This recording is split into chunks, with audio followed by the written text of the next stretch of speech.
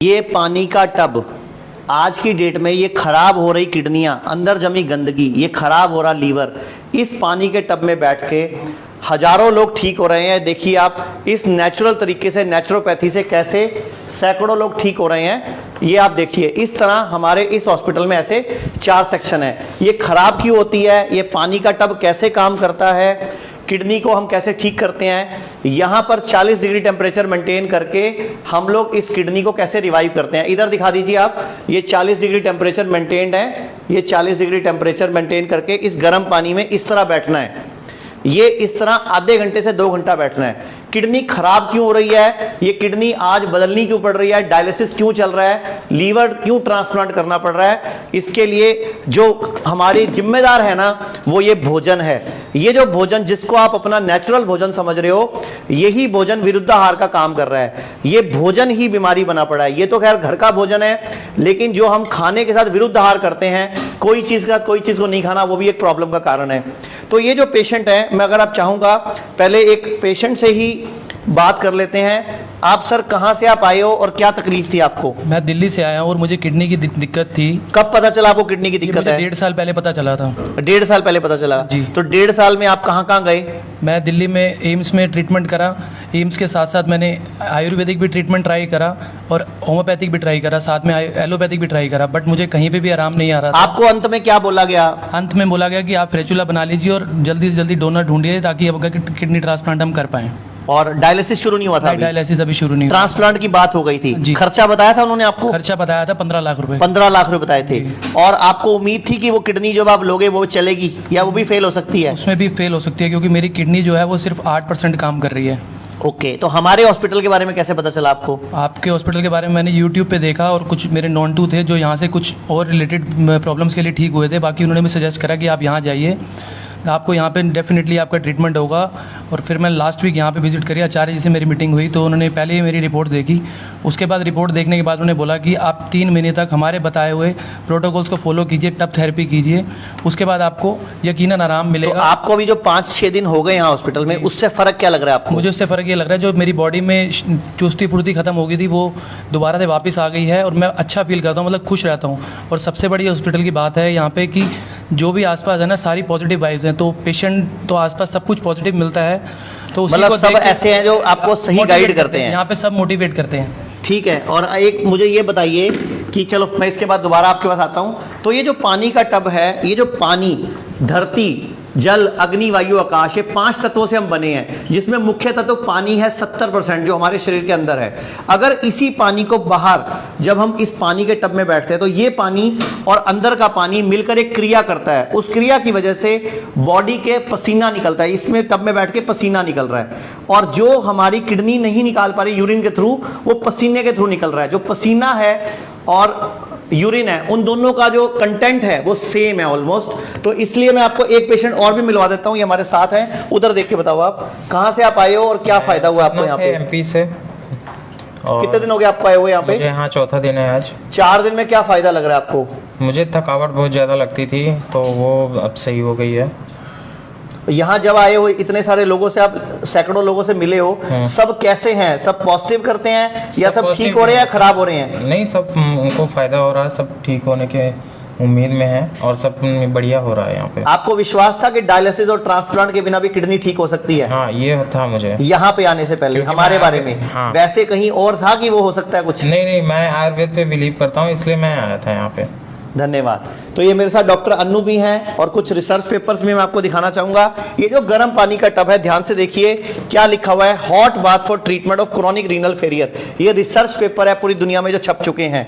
इसके अलावा kidney international journal में छप चुका है effect of water immersion of renal function in nephrotic syndrome, यानी कि किडनी की बीमारी में गर्म पानी का प्रयोग। और ये देखिए, किडनी अपने आप को रीग्रो कर सकती है, एडल्ट किडनी अपने आप को रीग्रो कर सकती है, लेकिन उसके लिए भोजन है। ये कलरफुल भोजन, ये पूरी हरी सब्जियां, प्रकृति भगवान की बनाई हुई ये हरी सब्जियां और ये फ्रूट्स, ये भी एक दवाई, एक नेमत का काम करते हैं। मैं आपको एक और प्रूफ दिखाता हूं। ये मेरे साथ में एक पेशेंट की रिपोर्ट है, आप देखिए इसमें ना, नीचे देखिए, इसमें इसकी किडनी 0.3% काम कर रही है। क्लोजअप करके दिखाइए, इसकी किडनी 0.3% काम कर रही है। इसका नाम है कुशल, उम्र है 24 साल। 3 महीने बाद यही किडनी जो 0.3% काम कर रही थी वो 9% हो गई, 9.3%, यानी कि 31 गुना किडनी ने काम करना शुरू कर दिया 3 महीने में। इसको बोलते हैं DTPA स्कैन। तो ये DTPA स्कैन, इसके अलावा मैं आपको और दिखा देता हूं एक रिपोर्ट। ये मेरे साथ पेशेंट है हरदीप सिंह जी, 56 साल के।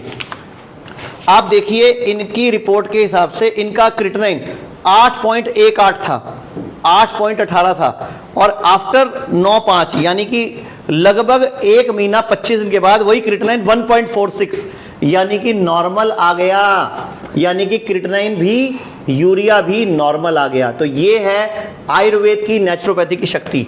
डॉक्टर अनु। जी हाँ, जैसे अभी आचार्य जी बता रहे थे कि ये जो हॉट वाटर इमर्शन है, जिसको जो टब थेरेपी है, वो भी उस नाम से भी ज़्यादातर पॉपुलर हो रहा है, जिसमें 40 डिग्री पर पेशेंट बैठे हुए हैं। तो ये आयुर्वेद में हज़ारों साल पहले जो चरक संहिता लिखी गई, उसके 14वें चैप्टर में जो सूत्र स्थान है, जो फर्स्ट पार्ट है चरक का, उसके 14वें चैप्टर में श्लोक नंबर 44 और 45, 44 एंड 45 आप सब लोग भी देख सकते हैं। उसमें लिखा हुआ है बिल्कुल इसी डायमेंशन का टब और इतना ही पानी 2 मुहूर्त तक, यानी एक मुहूर्त 48 मिनट का होता है।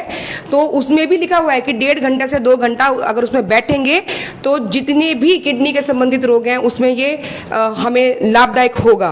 और जितने भी लोग बोलते हैं किडनी रीग्रो नहीं कर सकती, किडनी एक बार फेल हो गई, डायलिसिस होगा, उनके मुंह पर एक तमाचा है, क्योंकि ये रिसर्च पेपर क्या कह रहा है, इजराइल और यूएस का रिसर्च पेपर कह रहा है kidneys are capable of regeneration, यानी कि किडनी अपने आप को रीग्रो कर सकती है। और ये रिसर्च पेपर स्टैनफोर्ड का है, adult kidney constantly grow remodel themselves study finds. तो ऐसे ही मेरे हाथ में बहुत सारे रिसर्च पेपर्स हैं, ये सब सबूत हैं। ये कैटोवाइस का एक सिलेसिया की यूनिवर्सिटी है, मेडिकल यूनिवर्सिटी, जो ये कह रही है कि वाटर इमर्शन का नेफ्रोलॉजी में क्या बेनिफिट है और इससे वजन भी घटता है, बीपी भी कंट्रोल होता है। ये हमारे डॉक्टर्स हैं, हमारी टीम है। मैम एक बार इन पेशेंट से भी बात करते हैं। जी, जी। आप बताइए सर, आप उधर देख के बोलो, आप कितने दिन हो गए यहाँ आए हुए आपको? मेरे को 4 दिन हो गए यहाँ। आपको 4 दिन में क्या फायदा लगा यहाँ पे आने का? सर एक तो मेरी एलोपैथिक मेडिसिन बंद हो गई है, सबसे बड़ी बात वो बीपी वाली मेडिसिन बंद हो गई है। हॉट टब इमर्शन बात करने से बीपी कंट्रोल में रहता है। आपको क्या बोला गया था जहां आप गए थे कि किडनी फेल होगी तो क्या करना पड़ेगा? मेरे को बोला गया था डायलिसिस करना पड़ेगा, फिस्टुला बनवा लो। तो आपने फिस्टुला बनवा लिया? हाँ जी सर मैंने। और आपको अब अफसोस हो रहा है कि खुशी हो रही है फिस्टुला बनवा के? बहुत ज़्यादा अफसोस हो रहा है। मैं 1 महीना पहले भी यहाँ आ सकता था, मैंने मिस कर दिया। तो अब आप चाहते हो नेचुरल तरीके से, आयुर्वेद से, नेचुरोपैथी से किडनी ठीक हो जाए? हाँ जी सर मैं चाहता हूँ, मेरा आयुर्वेद पे पूरा भरोसा है। जी बहुत अच्छा। मैं आपको एक बार दिखाना भी चाहूंगा। अभी हम जहां हैं ये हॉस्पिटल डेराबस्सी में है, चंडीगढ़ के पास डेराबस्सी। ये 100 बेड का है, इतना ही बड़ा 100 बेड का लखनऊ में है। ऐसी अमृतसर, गुड़गांव, जयपुर, जोधपुर, कोटा, नवी मुंबई, मेरठ में हमारे आईपीडी जहां भर्ती होने की सुविधा है। और कुछ डे केयर्स हैं चंडीगढ़, जीरकपुर, ठाणे, मुंबई, लुधियाना, भागलपुर, संगरूर, गोवा और दिल्ली में प्रशांत विहार। ये वो हैं जहां आप जाकर अपनी केयर कराकर ट्रीटमेंट लेकर वापस आ सकते हो।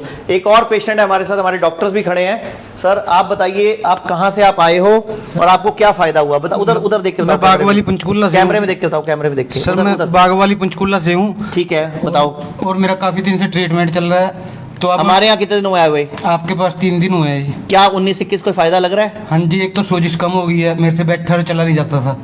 अच्छा, सोजिश में कमी आई? हाँ जी। और बैठने उठने में क्या फर्क पड़ा है? बैठने अब ना मैं पैरों के बल बैठ सकता हूँ और खड़ा भी हो जाता हूँ। मतलब आपको लग रहा है वो ठीक हो जाओगे? हाँ जी। और एक मेरी शुगर थी, वो बहुत ज्यादा रहती थी।